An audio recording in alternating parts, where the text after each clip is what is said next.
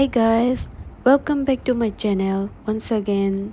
Mayam ngasisu video ma puduna lakchari madudi aikoina Bhubaneswargi Puri haba jaga duda koi Puri beach yengba chatkadabagi video ne mayam loiba phawba yengbiyo. Video se mayamdi thagatningbane adum adubu matam phangdabana maram oiraga ai video se adum upload tawba ngamjade. Anduna ngasi Sunday gi suti lebanina akoi Puri beach da chatse na plan tawnabane anduduna haiba video se dum horen semjerake mayam pochai je khara di chaire ko ando kaino tawde khoi se room je khara pieba aduna pikpanina phamung ahum thare ando sidana mala tume duga masna kajal tume sina aigi tume khara di chaire ado dum nama abne sina koi gi changbam ne ando yamna le da seng buzu loi kan manina ando sina koi hostel ni ko khoina leiriba mafam do koi gi khoina tawjariba thaba hospital siga yam nakna na leire yam phajabane ma gi akoi base yamna greenish su oiraga yam lu banan bai tare ando khoi je hujik se gari ngai ramine gari ngai ri ngai da khoi photo khara sum kapnari Odisha-gi mafam amadani chachagadoribase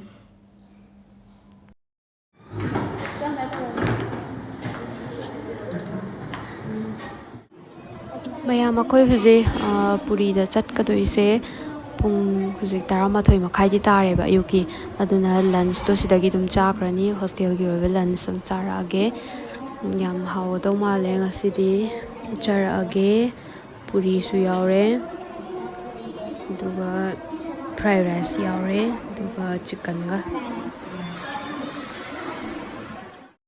mayam akoi ju sare aduga akoi sina senior doctor ngantane moi su chare ando sidana ichegi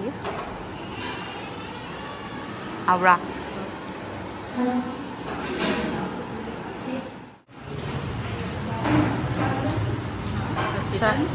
outro kaza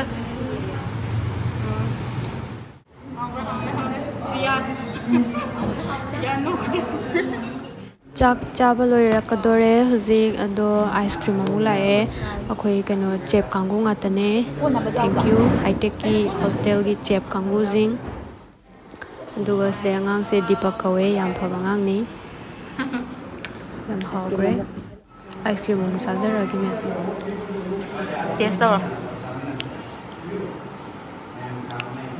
abra chocolate flavor nang kar ki flavor no agina chocolate oiba yam hawgre mayam khoi chak chaba to e ado huje gari lakpa ngai jari akoi gi leibam du ki akoi bane sum ulake ko mate mate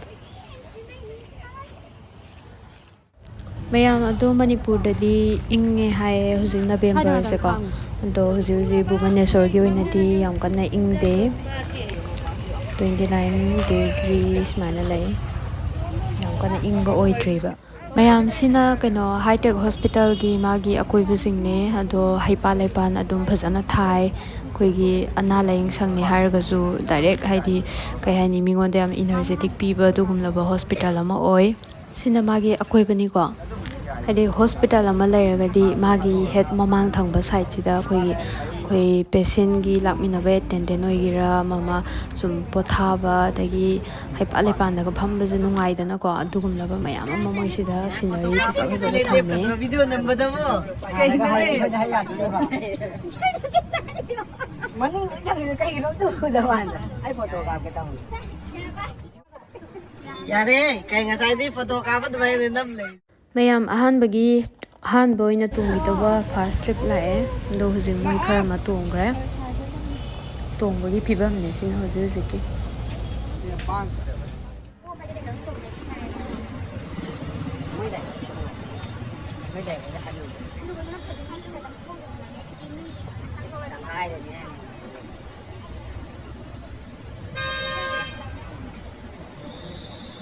타오들이 제가 이기노.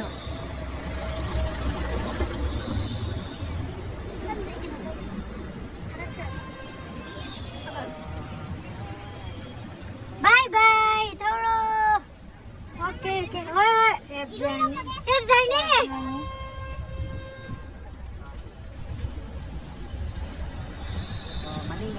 Another gari is here. Another girl is here. If I can go back. Adung ka.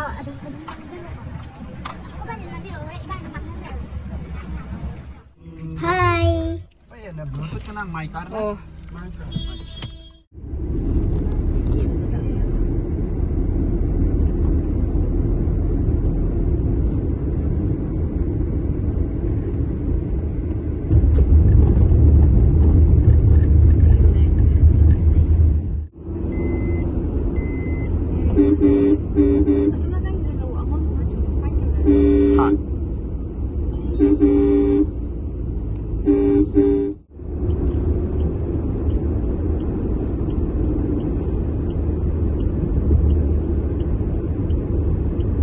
Wow, yam excited oye mafam se huzu yaure Golden Palace haibadi Puri gi beach aduna mayam koi huzi ising sanadoira sanaroidara di khangde ado horen kai kaino traditional jupure photo capture age video su laurake mayam yengbinase ahanbagi se sida koina ticket counter da hana change ticket ke kaknari mi yambani na ticket yame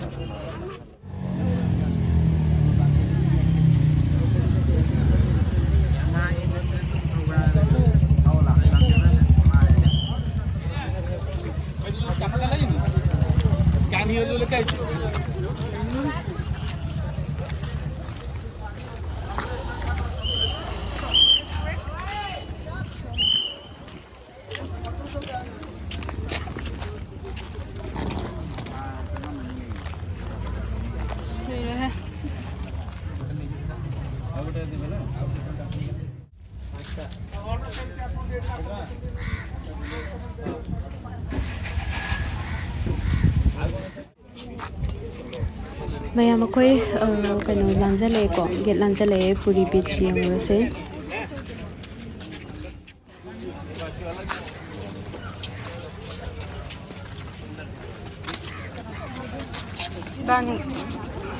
Bani gidi khongje dum ya holas.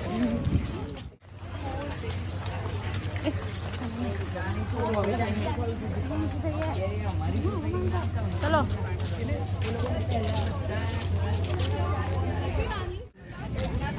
Ina ithak se. Usko bazamne. Sida hana la on sigi jana. पैसा दिएको थियो यसले जाके त्यहाँ room दिएको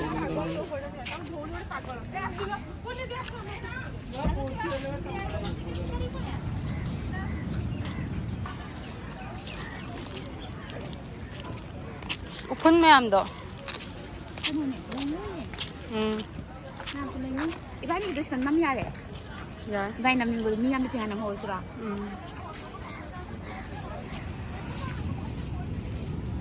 Kalau ada gung lah itu kalau tak lah. Man. Sound.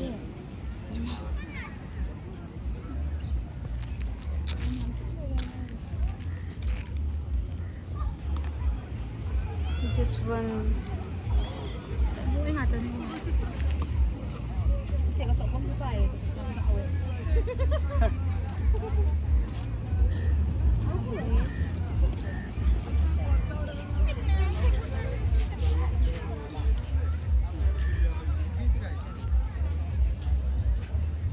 Sudah jam sudah mulai ya.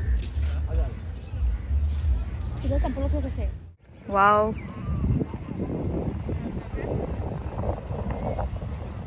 Sang e huze. Yam phazadoi ne mafam se ururung se. Si la ngoi oi doi ne ko. Lấy nguyên này. Khoi mai dai gi dress te Dress này. Yang mana pura apa ni? Yang wa purai ne. Đây chúng tôi mình ăn một bữa là một cái điều không được suy mãi về.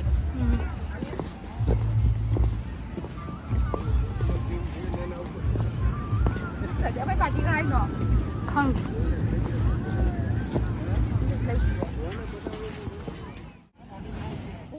Dễ dễ mà.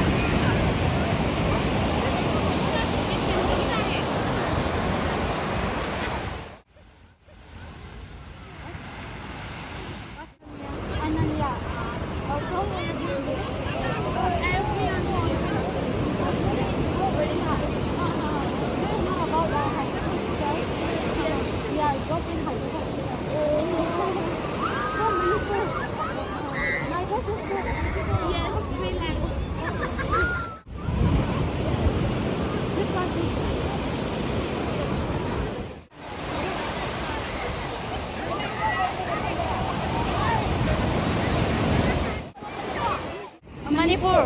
Money. Huh. It belongs to from there only. For weekends. Yeah.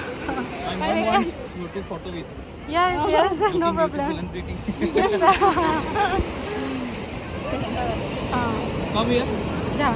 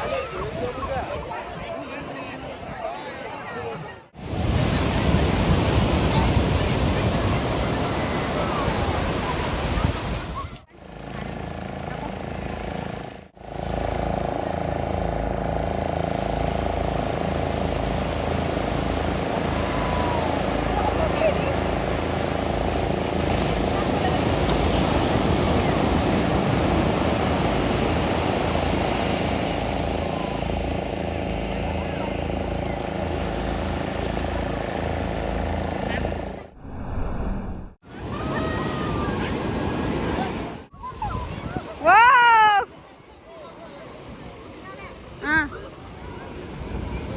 Oh, ano sila? Layo-layo.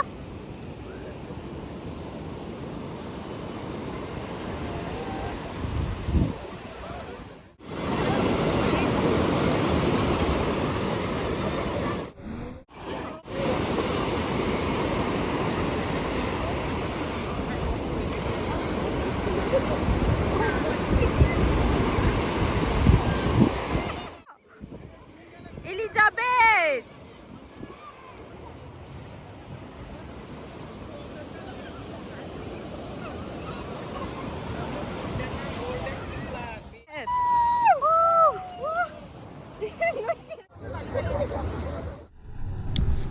Wow, mayam sunset ki view se kamdauge yam phajai ko. Wow. What a scenery.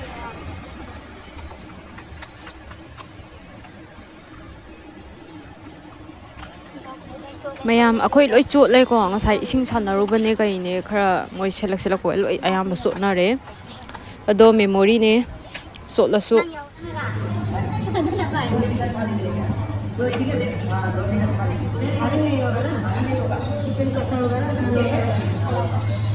mayam khoi dinner tau chala ge dinner ji ju koi puri ji ga taw ga dong hotna ra da bane